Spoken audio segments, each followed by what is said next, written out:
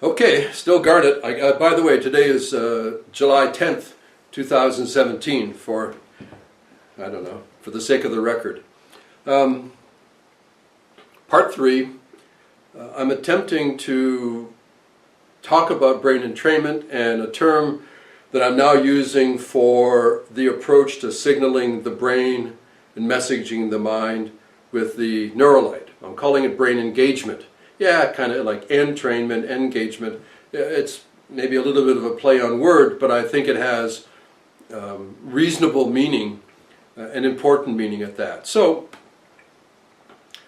when I had the opportunity, working with Guy and his pre-existing hardware technology, which is wonderful, and he keeps improving, it was a chance to take what I had learned from the past, because I've worked with other devices and processes and methods and so on, designs, and also update it with my best understanding of a rapidly evolving field.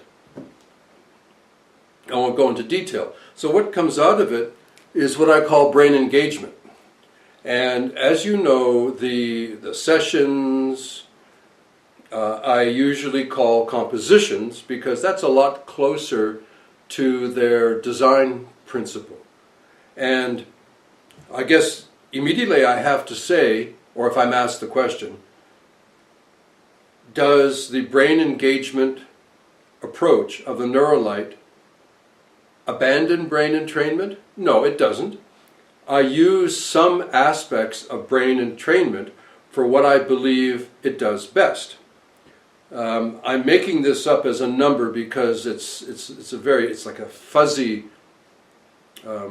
measurement, but I would say in any of the neurolite compositions, brain entrainment in its conventional design forms about, I don't know, 20, maybe 25% of the composition design.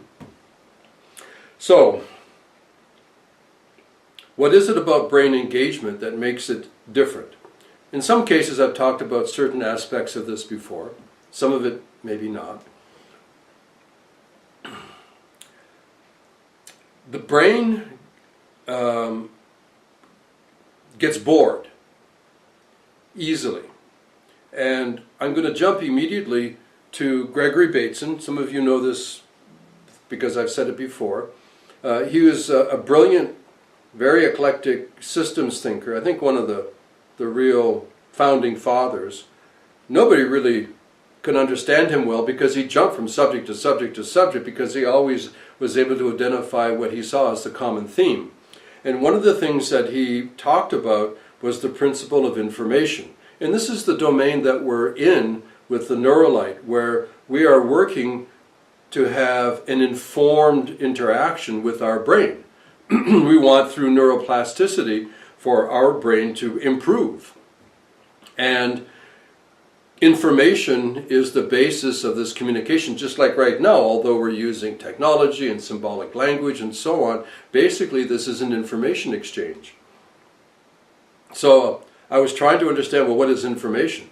And he has two very succinct sayings, what I call his bumper stickers, that taught me more than all the big fat books and lectures and so on, that frankly I didn't do very well with. I'm not, I don't have a high mathematical mind. I can't follow the whole principle in cybernetics and communications theory. I can't do the math, but I get the concept. So what he says, and there are two ways. He says one is information is a difference that makes a difference. It's a difference that makes a difference. I think that's really incredibly insightful, especially if you even take it into the social realm. You say you want to make a difference in your life. Okay, you make a difference. But is that difference enough to make a difference? So information, he says, is a difference that makes a difference. The key word here is difference, because the second saying, I think, captures it in a way that it's more appreciable to me. He says is that information is news of change. It's news of change. And that captures the attention of the brain. Change, difference, news of change. So considering that, and also there are these other fancy things called novelty theory and even chaos theory and so on, what is it about if you really want to message the mind, whatever the mind is, we won't discuss that, but if you really want to signal the brain so that there is a difference that makes a difference, there has to be news of change. And to me, this is one of the, I'll say, failings of brain entrainment, is that it has too much sameness. And I think once the brain gets it, it's got it, and then boom, I think the result might be a sustained state, but I don't believe that it is exciting learning as much as it's tolerating it for a period of time.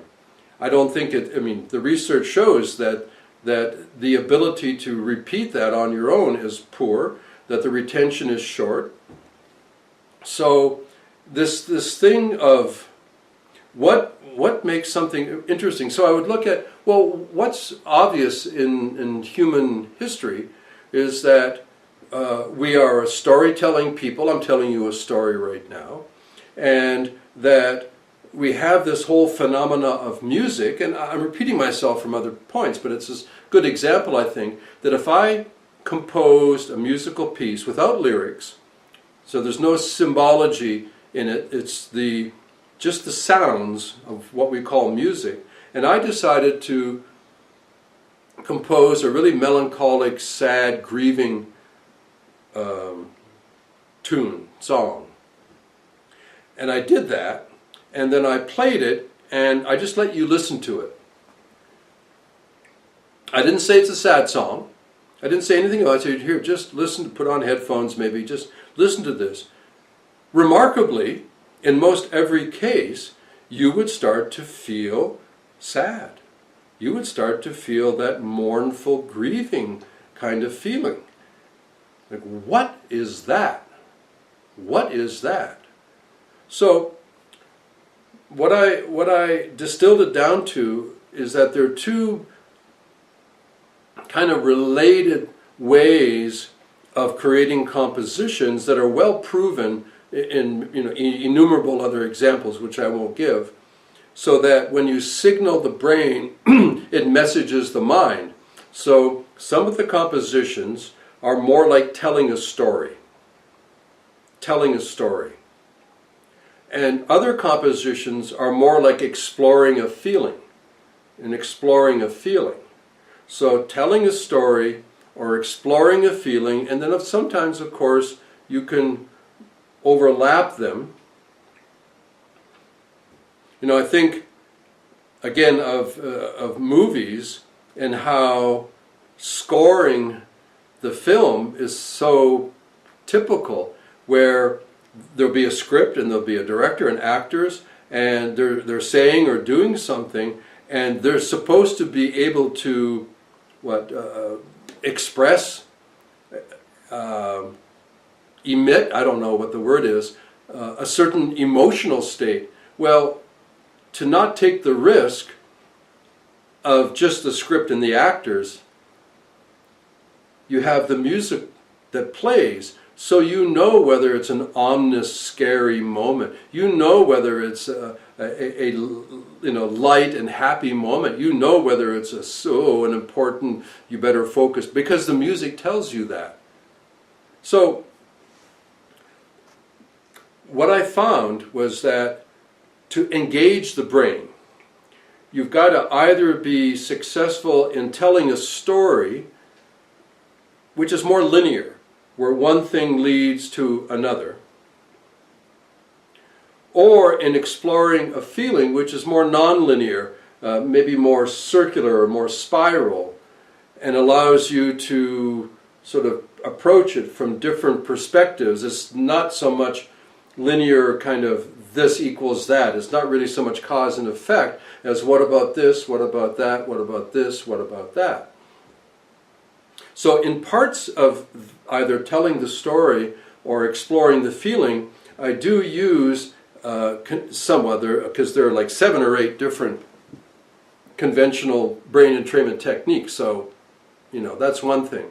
But so whatever the particular technique, I do use some brain entrainment because I want the brain to begin to kind of get massaged into this perspective. But the idea is that perspective is only a part of the process. It's not the process.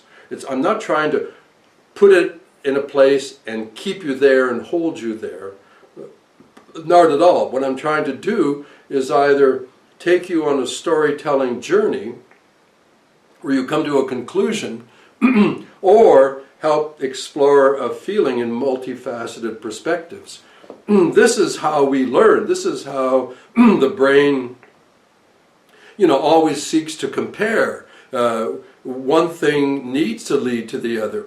First things first, and then one thing leads to another. Or you see it this way, you see it that way. So that when you experience any of the compositions, I have dogs, what you'll notice is that it's dramatically different from a conventional brain entrainment process in that it's not singular. It doesn't maintain and sustain itself. And that's why, one of my favorite words, that's why the Neurolite works with vectors. I can label a certain composition in a certain way because from the multi-sourced research, we know that certain frequency states have a tendency to proceed in certain vectors, but I also style them this way and that way because some people are more hyper-aroused, some are hypo-aroused. So if it's not quite that one, how about like this one? And the idea is to work it in the way that music works. Work it in the way that a good movie script or a good novel works. Why do we tell stories the way we do? Because it makes sense. Why do we have music in its unending, almost infinite varieties? Why does it work? Why does music, as I've said before, it would be preposterously coincidental that number one, we have this relentless urge to make music, which is always different by culture and epoch, but we have this irresistible urge to make it, and coincidentally, we like it. Well, it's not a coincidence that we like to make it and that we like to experience it. We like to experience it because the way we make it is because of the way we are. Our brain likes that, and that's why we make it the way that we do. And it's also fascinating why there should be new breakthroughs, new forms of music that come out at different times. I think that's a deep anthropological study, and I'm sure a lot of people have investigated it. I'm just not aware. So brain entrainment works, but not as well as we had hoped. It really reached its fascinating plateau by the mid-late 80s. You can go back into the literature and see it. If you really want a lesson in history and also human psychology, read Megabrain. It's a big fat book, and it's going to tell all these things that have happened and are going to happen. And then here we are 30 years later, and you get to see what was true and what wasn't.